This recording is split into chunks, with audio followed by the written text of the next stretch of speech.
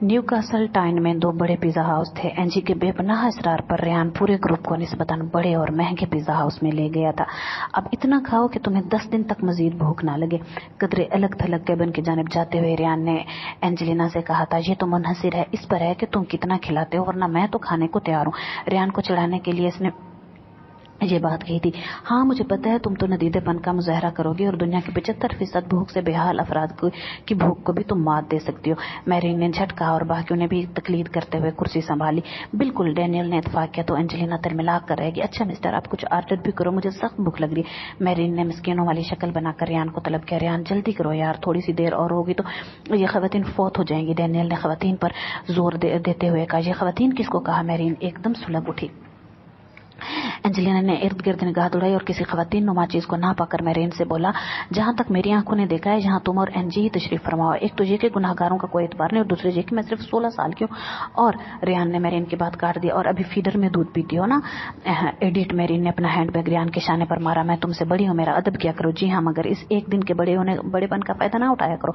वो तड़क के बोला था, थोड़ी देर के लिए सीज फायर करके जरा इधर मुतवज्जो हो जाओ और ऑर्डर करो। रेहान ने सबकी तवज्जो वेटर्स की जानिब मबजूल की तो मैरीन ने झटपट मेन्यू कार्ड उठा लिया, मगर एंजेलिना ने फौरन वो कार्ड इसके हाथ से लेकर मेज पर रख दिया। 10 घंटे तक तुम मेन्यू पढ़ती रहती हो और एंड पर ऑर्डर हमेशा इटालियन कशका कही करती हो, इसलिए बेहतर है कि तुम ये जॉब मेरे हवाले कर दो। मैरीन कदरे जैम पर कर मुस्कुरा दी। एंजेलिना ने लंबा चौड़ा ऑर्डर नोट कराया। रेहान ने अपने साथ साथ मैरीन का भी मुतवक्किल ऑर्डर नोट करवा दिया। वो हमेशा की तरह आज भी पालक पनीर वाला पिज्जा का ऑर्डर दे रहा था। अब जी भर के खाना। रेहान ने एंजेलिना को चिढ़ाने वाले अंदाज में कहा, अच्छा मुस्तकबिल के आर्थोपेडिक डॉक्टर और सुनाओ व्हाट्सअप। रेहान अब मैरीन से मुखातिब था। फिलहाल तो तुम्हारी जेब खाली होने के अलावा कोई नई न्यूज नहीं है। वो कुछ तरस खाने वाले अंदाज में बोली, मेरी जेब की तुम फिक्र ना करो। वहां सा डैड जिंदाबाद। डैड है ना तो मेरी जेब कभी भी खाली नहीं हो सकती। कितने अच्छे है ना अजीम अकल। एनजी पर सताइश अंदाज में बोली, चाहे इनका बेटा बदतमीजी और फजूल खर्ची की इंतहा कर दे मगर वो पैसा जरूर भिजवाएंगे। मुझ जैसा कफयाशवार और सोच समझ कर खर्च करने वाला बेटा इनका कोई और हो ही नहीं सकता। वो गर्दन अकड़ा कर बोला, वैसे ये बात तो ठीक है। मैरीन ने इत्फाक किया, तुम अली से कम शाह खर्च हो। अली बहुत ज्यादा ही शाह खर्च। अली का तो जिक्र ही ना करो। रेहान ने वाकयातन कानों को हाथ लगाया। वो डैड से मुझसे 4 टाइम्स ज्यादा पॉकेट मनी महीने में 3 बार लेता है। तुम दोनों बहुत डिफरेंट हो। मैरीन कह रही थी, अली और तुम लास्ट ईयर जब मैं डैड के साथ डीसी गई थी तो अली से मिली थी। वो काफी फ्लर्ट टाइप का लड़का है, मगर तुम्हारी तो मैंने आज तक कोई गर्लफ्रेंड नहीं देखी। तुम तारीफ कर रही हो तो शुक्रिया, नहीं कर रही तो मैं बताता चलूं कि लड़कियां सर का दर्द होती हैं। इनसे रिलेशन रखना कुएं में छलांग लगाने से बदतर होता है। तुम्हें तो खैर हर अच्छी चीज बुरी लगती है। मैरीन ने अपनी सनफ की इस कदर इज्जत अफजाई पर नाक चढ़ा कर कहा, लड़कियों के अलावा किस चीज को जनाब अच्छा कह रही है। रेहान को मैरीन को छेड़ने में बड़ा मजा आता था। तुम्हें जियोग्राफी बुरी लगती है और तुम्हें क्रिकेट बुरी लगती है। मैरी ने 2 टोक लहजे में कहा, जियोग्राफी, फिजिक्स और ऊपर की अच्छाई तो मैं तस्लीम कर सकता हूँ, मगर क्रिकेट का तो नाम ही ना लो। वो मुंह बनाकर बोला, तुम तीनों को ना जाने क्यों इतने फजूल गैर दिलचस्प और सस्ते किस्म के खेल में दिलचस्पी। 5 दिन धूप में जानवरों की तरह खड़े होकर भी अगर मैच ड्रॉ हो जाए तो फिर इतनी मेहनत का क्या फायदा। फुटबॉल अच्छी होती है तो 90 मिनट में खत्म। फुटबॉल, डैनियल ने अबरू उठाई, यार it's very boring. Damn it, football is not boring.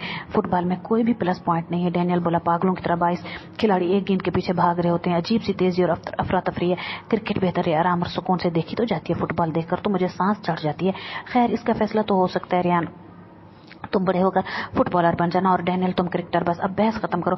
Marine समेत तमाम अफराद पिज्जा लाने वाले वेटर की जाने मुतवज्जो हो गए। ये जाने बगैर ही कि तकदीर ने मैरीन के अल्फाज में अपनी मर्जी से रद्द-बदल कर दिया था। सोचती हूँ साबरा, तू तो भरी जवानी में बेवा होगी। अभी तो तेरी बच्ची भी छोटी और तेरे सर से मर्द का आसरा ही उठ गया। फूफी शुक्रा ने एक सर्द आ भरी और कहा, मर्द ना हो तो औरत का कोई भी नहीं होता। अपने अजली गंवारपन से सालन कुछ खाती और बाकी मोहर कपड़ों पर गिराती। अलमास ने इस आखिरी फिक्रे पर नहायत चौंक कर फूफी शुक्रन की जानिब देखा था और जी में सोचा था, ये गलत कह रही है, कोई कैसे नहीं हो सकता। अल्लाह तो होता है ना। वो चाहने के बावजूद भी ये बात बुलंद आवाज से ना कह सके। बेचारी औरत तो तनहा रह जाती है। मर्द के सहारे के बगैर जिंदगी बहुत मुश्किल लगती है। अब वो कुछ देर को रुकी, अपनी सांस को उसने बहाल किया और एक दफा फिर उसी रफ्तार से बोलने लगी, अब तो क्या करेगी साबरा, किधर जाएगी। अपने साथ चारपाई पर बैठी परेशान सी साबरा को मजीद परेशान और हरासा करने की कोशिश कर रही थी। मालूम नहीं फूफी मैं किधर जाऊंगी, अकेली धी को लेकर किस किस दर की खाक जाऊंगी। अब तो कोई नहीं रहा हमारा। मेरी बात मान साबरा, तो दूजा भी आकर ले। इस बात पर साबरा करंट का खाकर पीछे हटी। इसकी आंखों में बला की हैरत थी। फूफी, वो भी मुश्किल बोल पाई थी, तू तो ऐसा ना कहे। अरे साबरा, मुझे बता क्या बुराई है दूजे ब्याह में। और फूफी शुक्रा ने अगले आधे घंटे में 2500 दलाइल और मुख्तलिफ अहादीस का हवाला दे डाला।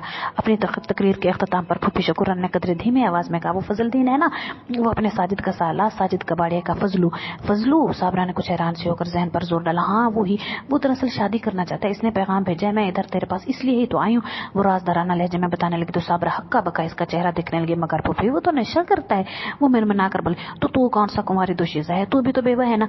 फिर वो कदरे मलामत से गोया हुई, पहले करता था नशा, अब ये लत छोड़ दी इसने, अब तो कारोबार करने लगा है।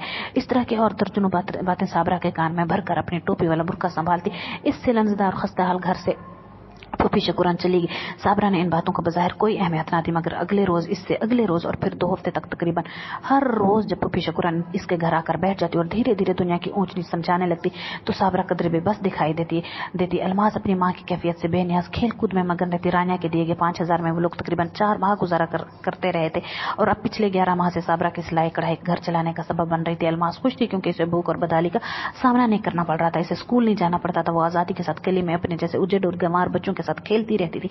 इसके तन पर कपड़ा चाहे जितना मैला सी मौजूद था और पेट में रोटी भी थी, वो इससे ज्यादा की तमन्ना नहीं करती थी, मगर चंद ख्वाहिशात सूरज की पहली किरण के मानद वजूद में फूटती रहती थी। 1-2 अच्छे जोड़े और जेवरात पहनने की उमंग इसके दिल में इसके साथ परवान चढ़ती रहती। अन्य के भाई की तस्वीर भी इसने इन कपड़ों के पीछे छुपाई थी। वो भूरी आंखों वाला मुस्कुराता हुआ वो लड़का इस नफीस सी डार्क और लाइट ब्लू धारों वाली शर्ट में बहुत अच्छा लग रहा था। इसकी शर्ट इतनी प्यारी थी कि अलमास अक्सर तकिए के खिलाफ में छुपाएगी वो तस्वीर निकालकर घंटों तकती रहती थी। इसके लिए दिन रात वैसे ही गुजरते रहे थे जैसे हमेशा गुजरते थे, मगर साबरा एक नई मुश्किल का शिकार हो गई थी। अपनी इस मुश्किल को हल करने के लिए इसने एक रोज अलमास से बात की। अलमास, वो जो फूफी शकुराना है ना, वो मेरे लिए एक रिश्ता लाई है। नियत झिझकते हुए इसने बात शुरू की। तो सी लेना माँ। वो समझी थी शायद फूफी भी कोई कपड़ा लाई। अलमास, वो मेरे लिए रिश्ता लाई है मेरी दी है। अलमास हक्का बक्का इसका चेहरा देख रही थी। वो जो साजिद कबाड़िया का साला है ना, फजलुद्दीन, वो फजलू जो तेरे बाप के जनाजे पर पीली कमीज में था, याद है? साबरा पहली दफा बेटी के सामने शर्मिंदा हो रही थी। वो जानती थी अलमास बहुत नाराज होगी, बहुत दुखी होगी। अम्मा की दूसरी शादी पर इसने फैसला कर लिया था अलमास अगर नहीं चाहेगी तो हरगिज इकरार करने की गलती नहीं करेगी। इसी फजलू का रिश्ता। अम्मा, वो फजलू तुझसे ब्याह करना चाहता है? वो हैरत से पूछ रही थी। हाँ, साबरा ने सर झुकाया। फिर अम्मा? वो अजीब से लहजे में बोली। साबरा ने कदरे चौंक कर सर उठा और बगौर इसके चेहरे के तासरात देखा। फिर क्या, तू शादी करके यहाँ से चली जाएगी? इसके लहजे में इस्तराब और बेचैनी थी। नहीं तो मैं और तुम इकट्ठे यहाँ से जाएंगे। साबरा ने हौले से कहा। मगर अलमास, तू क्या चाहती है? मैं इसे शादी कर लूं फजलू से? हाँ अम्मा। हाँ अम्मा, तू क्या चाहती है? जो तू कहेगी मैं वही कर लूंगी। इसे यकीन था कि अलमास नहीं मानेगी। कर ले। वो बेनियाज से शाने उचका कर दोबारा कागज की कश्तियां बनाने में मगन होगी। आज बादल छाए थे और लगता था मींह खुलकर बरसेगा। इसी बारिश के लिए वो कश्तियां बना रही थी और साबरा अपनी लापरवाह और बेपरवाह और बेफैज बेटी को देखती ही देखती रह गई।